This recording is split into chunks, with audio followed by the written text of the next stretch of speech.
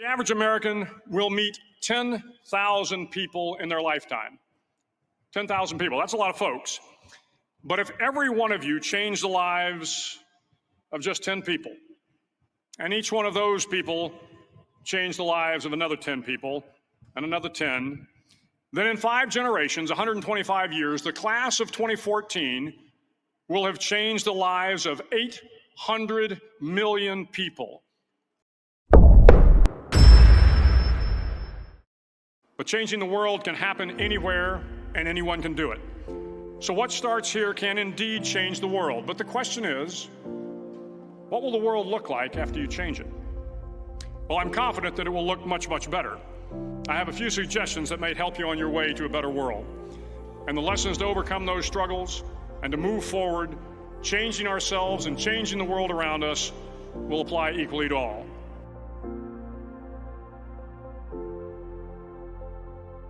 So here are the 10 lessons I learned from basic SEAL training that hopefully will be of value to you as you move forward in life. Every morning in SEAL training, my instructors would show up in my barracks room, and the first thing they'd do was inspect my bed. The corners would be square, the covers would be pulled tight, the pillow centered just under the headboard, and the extra blanket folded neatly at the foot of the rack. It was a simple task, but the wisdom of this simple act has been proven to me many times over. If you make your bed every morning, you will have accomplished the first task of the day. It will give you a small sense of pride, and it will encourage you to do another task, and another, and another. And by the end of the day, that one task completed will have turned into many tasks completed. Making your bed will also reinforce the fact that the little things in life matter. If you can't do the little things right, you'll never be able to do the big things right. And if by chance you have a miserable day, you will come home to a bed that is made. So if you want to change the world, start off by making your bed.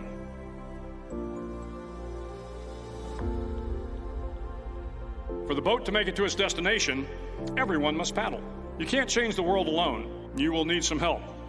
And to truly get from your starting point to your destination takes friends, colleagues, the goodwill of strangers, and a strong coxswain to guide you.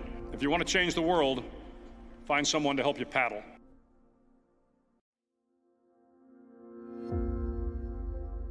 I was in the boat with the tall guys, but the best boat crew we had was made up of the little guys, the Munchkin crew, we called them. No one was over 5'5". The Munchkin boat crew had 1 American Indian, 1 African American, 1 Polish American, 1 Greek American, 1 Italian American, and 2 tough kids from the Midwest. They out-paddled, outran, and outswam all the other boat crews. The big men in the other boat crews would always make good-natured fun of the tiny little flippers the Munchkins put on their tiny little feet prior to every swim. But somehow these little guys from every corner of the nation and the world always had the last laugh, swimming faster than everyone and reaching the shore long before the rest of us. SEAL training was a great equalizer. Nothing mattered but your will to succeed, not your color, not your ethnic background, not your education, not your social status. If you want to change the world, measure a person by the size of their heart, not by the size of their flippers.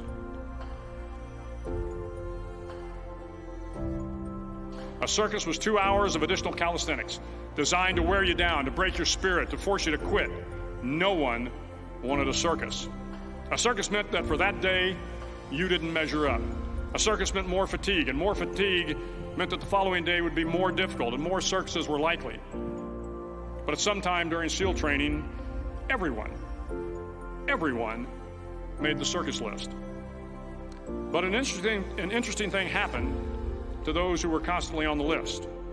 Over time, those students who did 2 hours of extra calisthenics got stronger and stronger.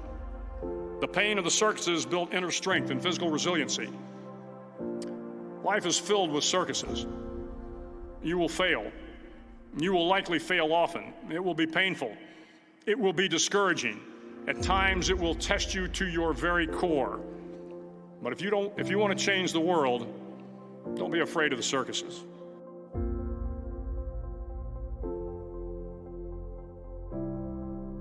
The record for the obstacle course had stood for years when my class began in 1977. It was the slide for life.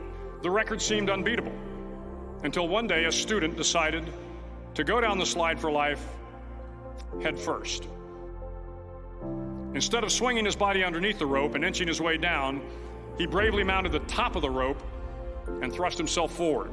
It was a dangerous move, seemingly foolish and fraught with risk. Failure could mean injury and being dropped from the course. Without hesitation, the student slid down the rope perilously fast. Instead of several minutes, it only took him half that time. And by the end of the course, he had broken the record. If you want to change the world, sometimes you have to slide down the obstacles head first.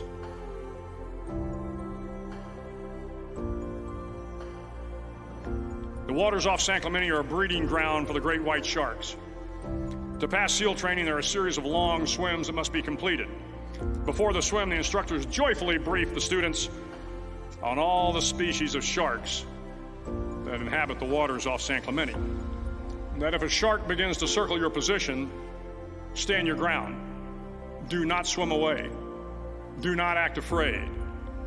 And if the shark, hungry for a midnight snack, darts towards you, then summons up all your strength and punch him in the snout, and he will turn and swim away.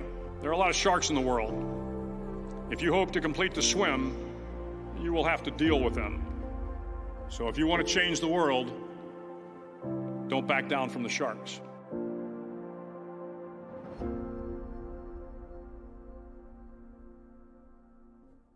As Navy SEALs, one of our jobs is to conduct underwater attacks against enemy shipping.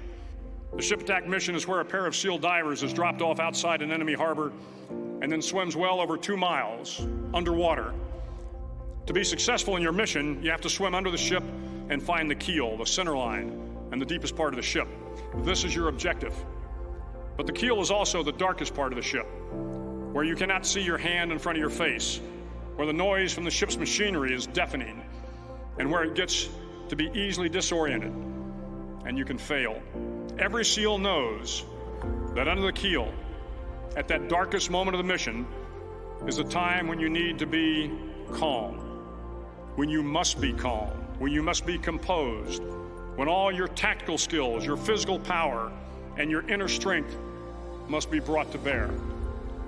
If you want to change the world, you must be your very best in the darkest moments.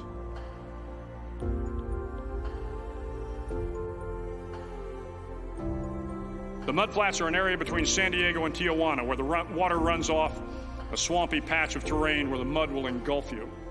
As the sun began to set, my training class was ordered into the mud. The mud consumed each man till there was nothing visible but our heads. The instructors told us we could leave the mud if only 5 men would quit. Only 5 men, just 5 men, and we could get out of the oppressive cold. Looking around the mudflat, it was apparent that some students were about to give up. It was still over 8 hours till the sun came up, and then one voice began to echo through the night. One voice raised in song. The song was terribly out of tune, but sung with great enthusiasm. One voice became 2, and 2 became 3, and before long, everyone in the class was singing. The instructors threatened us with more time in the mud if we kept up the singing, but the singing persisted, and somehow the mud seemed a little warmer, and the wind a little tamer, and the dawn not so far away. If I have learned anything in my time traveling the world, it is the power of hope, the power of one person, a Washington, a Lincoln, King, Mandela, and even a young girl from Pakistan, Malala. One person can change the world by giving people hope. So if you want to change the world, start singing when you're up to your neck in mud.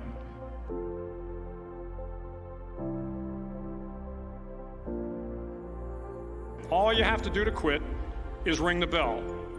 Ring the bell, and you no longer have to wake up at 5 o'clock. Ring the bell, and you no longer have to be in the freezing cold swims. Ring the bell, and you no longer have to do the runs, the obstacle course, the PT, and you no longer have to endure the hardships of training. If you want to change the world, don't ever, ever ring the bell.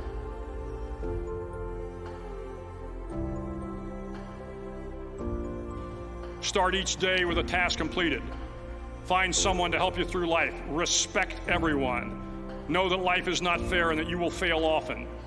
But if you take some risks, step up when the times are the toughest, face down the bullies, lift up the downtrodden, and never, ever give up. If you do these things, the next generation and the generations that follow will live in a world far better than the one we have today. And what started here will indeed have changed the world for the better.